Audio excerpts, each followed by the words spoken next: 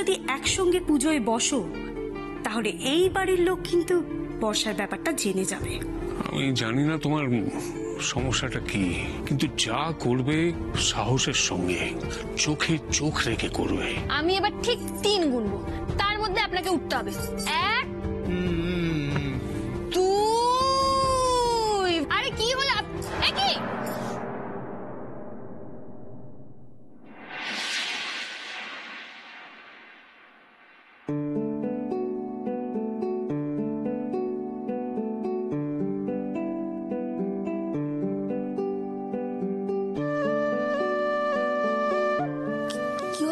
উঠুন, বুঝতে পারছি না আপনার কি শরীর এখনো খারাপ লাগছে নাকি? কি হবে এবার? আমাদের তো যেতে হবে ওখানে। কোথায়? পুজোতে। আমাকে আর আপনাকে তো একসঙ্গে পুজোতে বসতে হবে। চলুন, আস্তে আস্তে চলুন তো, আসুন। আস্তে আস্তে উঠুন, দেখি দেখে আস্তে আস্তে চলুন চলুন।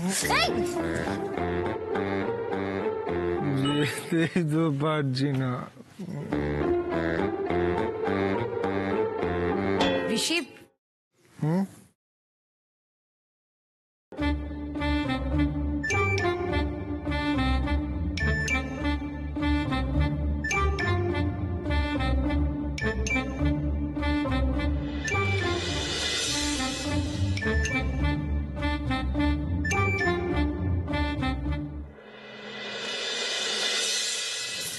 দিদি ভাই ওখানে দাঁড়িয়ে আছো কেন? এসো না, ভেতরে এসো। কোত্থেকে কি হয়ে গেল বলো তো, কিছুই তো বুঝতে পারছি না। যাকে ভেবে আর লাভ নেই। বলছি কি, ঋষি যেগুলো পরে পুজোয় বসবে জামা কাপড়গুলো কোথায় আছে আমি বের করে দিচ্ছি, ওকে রেডি করে তারপর তুমি রেডি হয়ে নাও। দিদি ভাই আমি তো বুঝতে পারছি না গো, ওনার এই অবস্থায় উনি কিভাবে উঠবেন, কিভাবে রেডি হবেন, পুজোতে এবার বসবে কি করে? আমার তো কিচ্ছু মাথায় ঢুকবে। বকুল যেভাবেই হোক ঋষিকে পুজোয় বসতে হবে।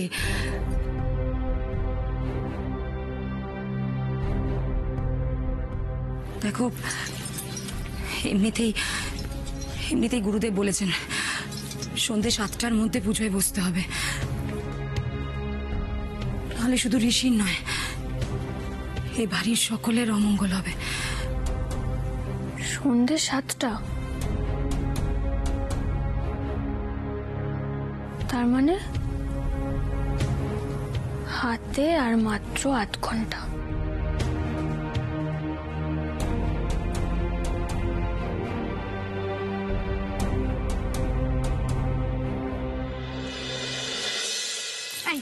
তুমি শরবতের মধ্যে কি এমন মিশিয়েছো গো যে ভাইয়া উঠতেই পারছে না? আমি কি করে জানবো এই শরবতে তোমার ভাইয়া খেয়ে ফেলবে? আমি তো শরবতটা বানিয়েছিলাম বকুলের জন্য, যাতে খেয়ে ক্লিন বোল্ড হয়ে যায়। আমি এসব কি করে বুঝবো? এই জন্যই তো আমি তোমাকে এত ভালোবাসি। যা মিশিয়েছো তাতে আমার কি? কিন্তু তুমি অজান্তেই আমার যে কত বড় উপকার করেছো সেটা বুঝতে পেরেছো? শোনো, ভাইয়ার এখন যে অবস্থা তাতে ও পুজোয় বসতে পারবে না, তার জায়গায় বসবো আমি আর তুমি। হ্যাঁ, কিন্তু এই পুজোটা তো ওদের মঙ্গল কামনা করে রাখা হয়েছে না? আরে বাবা, ভগবান নিজে যদি ওদের মঙ্গল না চায় তাহলে তুমি আমি কি করতে পারি বলো তো? এই তুমি জানো এই বাড়িতে মঙ্গল ঘট প্রতিষ্ঠা করলে কি কি পাওয়া যায়? কি পাওয়া যায়? বিয়ের পর দাদা ভাই আর বৌদি যখন মঙ্গল ঘট প্রতিষ্ঠা করেছিল তখন হীরের গয়না, তার সঙ্গে আবার 3 BHK ফ্ল্যাট পেয়েছিল। ভাবা যায়? এবারে যদি আমরা বসি আমরাও কিছু না কিছু পাবো, কি বলো? হ্যাঁ ঠিক। তার সঙ্গে সঙ্গে আমাদের এই বাড়িতে জায়গাটা পাকা হয়ে যাবে। হ্যাঁ, কিন্তু আমার একটা কথা ছিল, সেটা হচ্ছে যে বকুল যা মেয়ে, ও যদি ঋষিকে ভালো করে নিচে নিয়ে আসে তখন?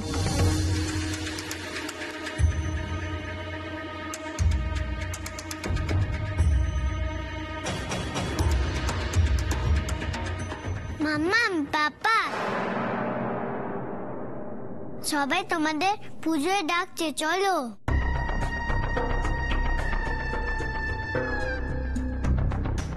তাহলে কি বকুল সত্যি ভাইয়াকে সুস্থ করে নিয়ে চলে এলো?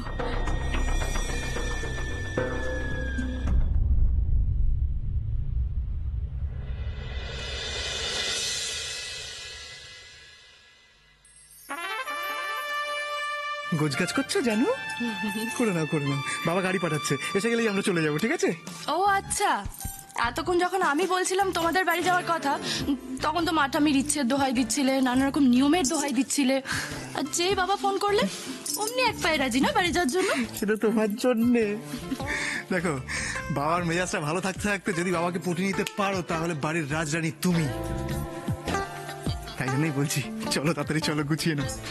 হ্যাঁ, কিন্তু শোনো না, বলছি মাঠাম্মিকেও তো একবার জানানো দরকার যে আমরা এক্ষুনি চলে যাব। হ্যাঁ জানাবে, আগে গুছিয়ে নাও তো। আর এই শোনো একটা কথা, গয়নাগুলো আগে গুছিয়ে নাও, ঠিক আছে? এটা আগে দরকার। কেন গো, আমার গয়নার ওপর তোমার এত মনোযোগ কবে থেকে? প্রথম দিন থেকে।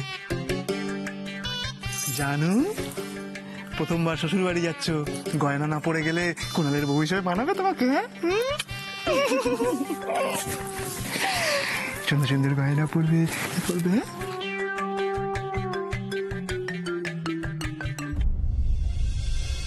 আর এই গয়নাগুলো না নিয়ে গেলে আমার কাছেও তোমার কোনো দাম থাকবে না বর্ষা রানী।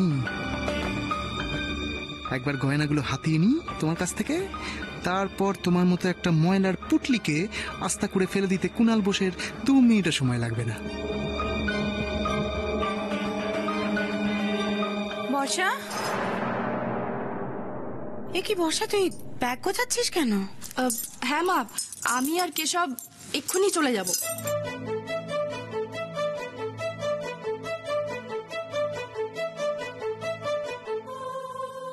চলে যাবি মানে? আজ তো বিয়ের রাত মা, আজ কোথায় যাবি? কেন মা, শ্বশুর বাড়ি।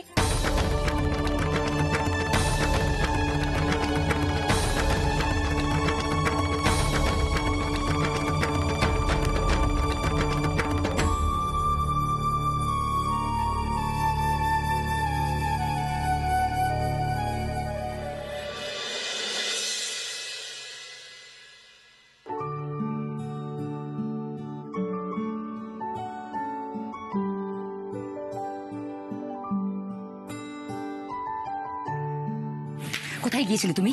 আমি চিন্তা করছি ঋষিকে কিভাবে পূজায় বসাবো, তুমি এসব নিয়ে। দিদি ভাই বলছি আরে কি বলছো? আর এইসব নিয়ে কি করছো? হাতাতে তো নিয়ে কি হবে? আরে দেখোই না। আরে কি দেখবো, আমি তো কিচ্ছু বুঝতে পারছি না। বকুল, ওদিকে দেরি হয়ে যাচ্ছে, ঋষিকে পুজোয় বসতে হবে। শোনো, এক কাজ করো, তুমি এগুলো ছাড়ো, আমি ওকে রেডি করে দিচ্ছি। তুমি যাও। শোনো দিদি ভাই, উনি যাতে পুজোয় বসতে পারেন, হ্যাঁ, আমি সেই চেষ্টাটাই করছি। হ্যাঁ, দাঁড়াও, হয়ে গেছে, চুপ করে দেখো। এই যে আপনি শুনছেন, দেখুন আপনার জন্য আপনার favourite chicken sweet corn soup এনেছি। মাকে লুকিয়ে, মা জানে না। এবার মা আসার আগে চটপট খেয়ে ফেলুন তো দেখি, তাড়াতাড়ি।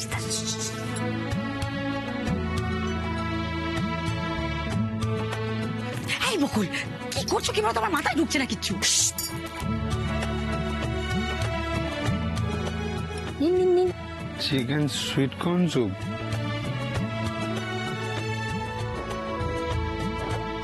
হ্যাঁ, এটা চিকেন সুইট কর্ন স্যুপ।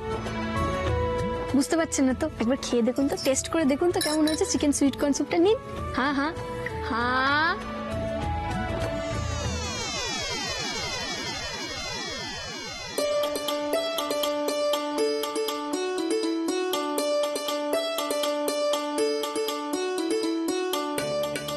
বকুল, আমি বুঝতে পেরে গেছি, ঋষি আর পুজোয় বসতে পারবে না।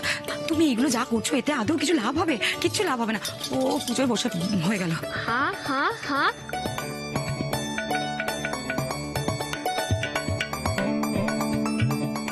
নিন, খান।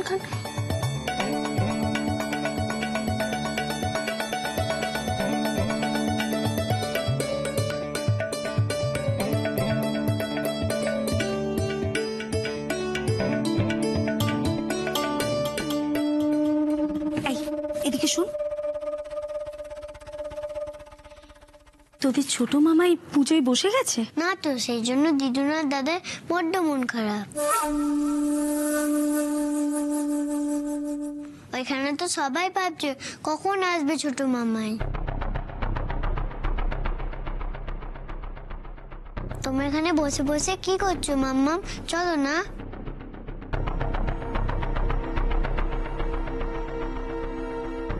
কি বলেছিলাম? হ্যাঁ, বকুল আজ ভাইয়াকে নিয়ে পুজোয় আসতে পারবে না। কি মিলল তো আমার কথা? ডোজটা কিরকম দিয়েছি সেটা বল। শুধু কি এই ডোজ? আগে আরো অনেক ডোজ দেওয়া রয়েছে। ভাইয়া যদি সুস্থ হয়েও যায়, তাও বকুল ভয়ের চোটে পুজোয় আসবে না। আমার ওস্তাদ কাউকে ভয় পায় না, বুঝেছো?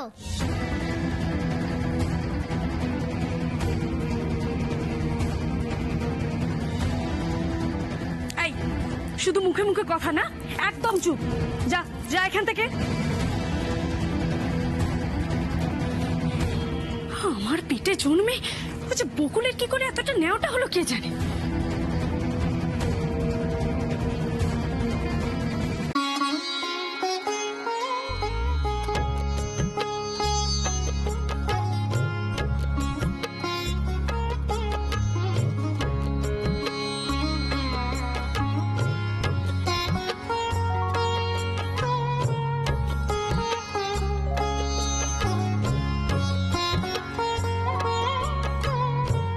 আয়োজন তো প্রায় শেষ, আর 15 মিনিটের মধ্যেই পুজো শুরু করব। তাই ঋষি বাবা ছোট বৌমাকে ডাকুন।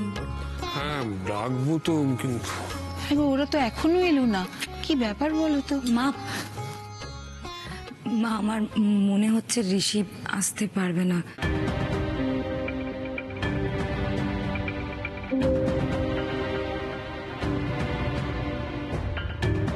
গো কাকিমণি, উপরে যা অবস্থা দেখলাম তাতে আমার মনে হচ্ছে না ঋষি পুজোয় বসতে পারবে বলে।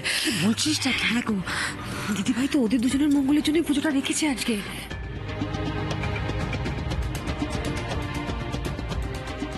দেখো, তুমি আমার উপর যতই রাগ করো, এ বাড়িতে কিন্তু কিচ্ছু ঠিকঠাক হচ্ছে না। ছেলেটার মঙ্গলের জন্য পুজোটা রাখলাম, দেখো সেখানেও বাধা। ঈশ্বরকে ডাকো অঞ্জলি, ঈশ্বরকে ডাকো। একজন মায়ের ডাক ঈশ্বর না শুনে থাকতে পারবে না। ঋষি বাবার যখন আসতে দেরি হচ্ছে, তখন অন্য কেউ পুজোয় বসুক। সময় তো বেরিয়ে যাচ্ছে না। আমার মনটা কি জানি কেন ঠিক সায় দিচ্ছে না পুরোহিত মশাই। দেখো, সায় না দিলেও তো কিছু করার নেই।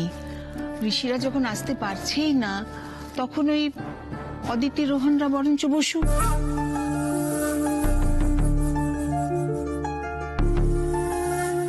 একটা মঙ্গল অমঙ্গলের ব্যাপার আছে তো, নাকি?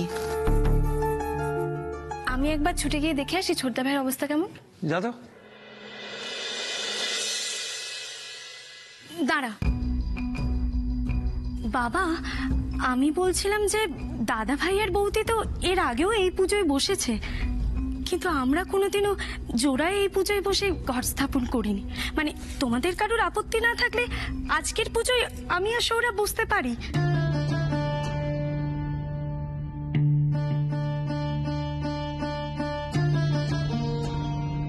যতই হোক, এই পরিবারের অমঙ্গল তো হতে দিতে পারি না, তাই না?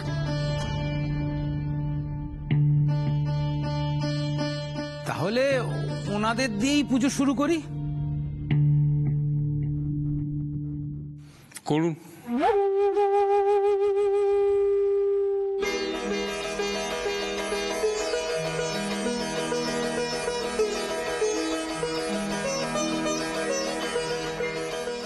মা,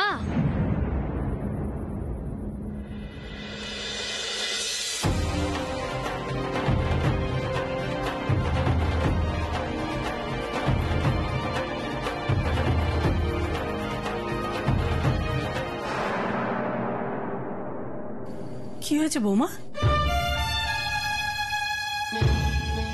এইভাবে ডাকলে কেন? দেখুন না মা, বর্ষা আর কেশব নাকি আজই কেশবের বাড়িতে চলে যাবে। হ্যাঁ, আসলে ওর বাবা ফোন করেছিল।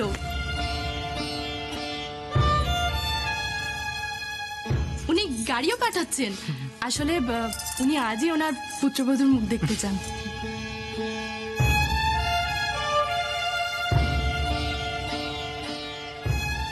আজকেই বিয়ে হলো আর আজকেই তোমার বাবা বিয়ের কথা জেনে ফেললেন?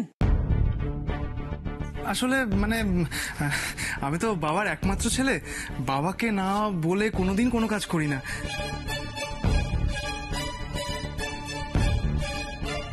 তাই জন্য এত বড় একটা স্টেপ নিচ্ছি, বাবাকে না জানালে হয়? আপনারা যখনই আমাকে জানালেন আমি সঙ্গে সঙ্গে বাবাকে ফোন করে সবটা জানিয়ে দিয়েছি। জানিয়েছো, খুব ভালো করেছো। কিন্তু বাবা, আমাদের বাড়ির নিয়ম অনুযায়ী বিয়ের রাতে বউ নিয়ে তো কেউ বাড়ি যায় না। তুমি বরং তোমার বাবাকে ফোন করে বলে দাও কাল সকালেই তোমরা যাবে, কেমন? ও তাই? ও কিন্তু কিন্তু বাবা যে বললেন মানে বিয়ের রাতেই মেয়েকে নিয়ে বাড়ি চলে আসতে হয়, না হলে নাকি মেয়ের অকল্যাণ হয়।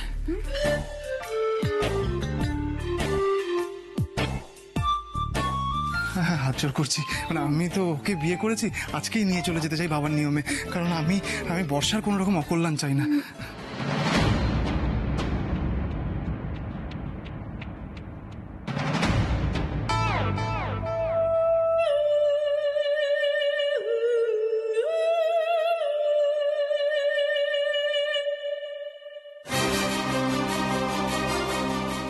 আমার কি তাহলে নিজেই একবার কেশবের বাবার সঙ্গে কথা বলা উচিত? আপনার ছেলেকে নিয়ে এসেছি মা।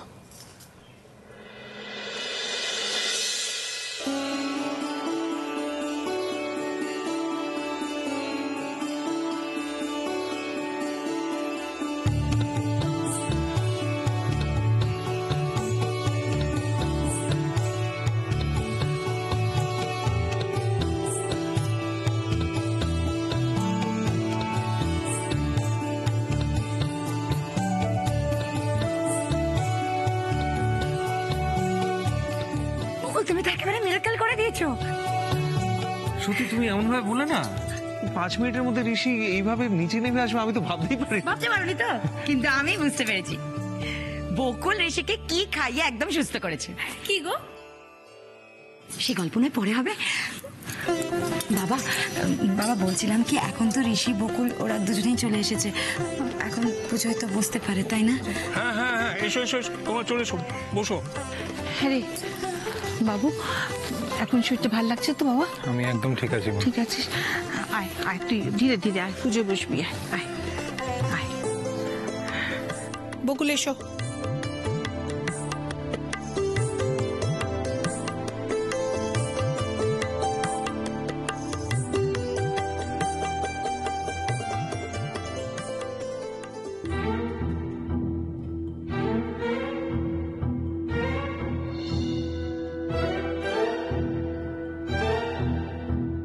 এর শোধ আমি তুলেই ছাড়ব। এত সাহস বকুলের! দাঁড়াও, এবারও আমার খেল দেখবে।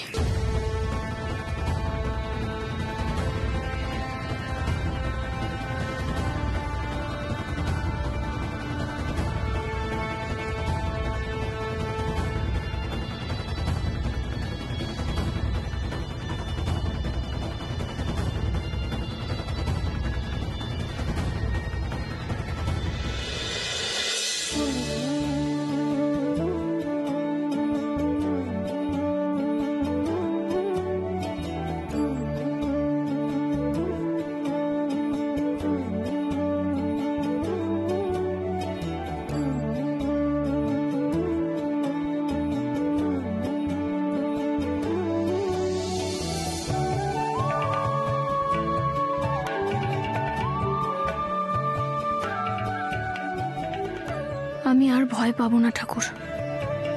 আমি যা করব সাহসের সঙ্গে করব। বকুল আমার জন্য অনেক কিছু করেছে ঠাকুর, আমি তো তার এক কণাও করতে পারিনি। আমাদের সম্পর্কের পরিণতি কি হবে আমি ঠিক জানি না, কিন্তু ও যেখানেই থাকুক ভালো থাকুক ঠাকুর।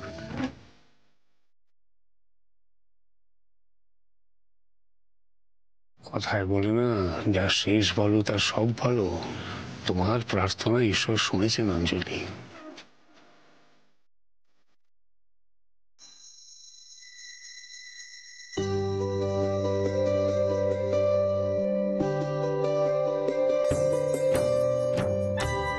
এবার আপনাদের ঘর স্থাপন করতে হবে।